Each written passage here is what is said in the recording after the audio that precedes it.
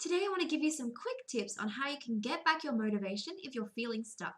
My first tip is work on a scene that you feel more inspired to write about. If you're struggling with motivation, one great way to get unstuck is to try and work on a scene that you feel more motivated to write about.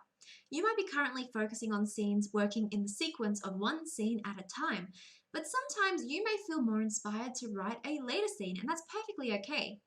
If you're feeling more inspired to write a scene later on in your book, maybe skip to that scene for now and work on that scene, and then you might be able to backtrack and work out how to fill in the gaps later on.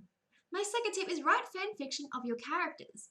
Sometimes a great way to get unstuck if you're feeling unmotivated is to try and take your characters out of the context of your story and just try and write little stories about the characters. It can really help you to get to know your characters better, and it can also help you to understand how they may react to different situations, which may or may not be shown in your story.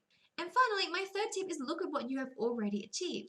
Sometimes the best way to get motivated if you're feeling stuck is to look back at what you have already done, some of the stories you have written or the things you have drawn, and that is a really good way to see how much progress you have already made so you can feel more inspired again and understand all the progress you have made to get to the point of where you are today.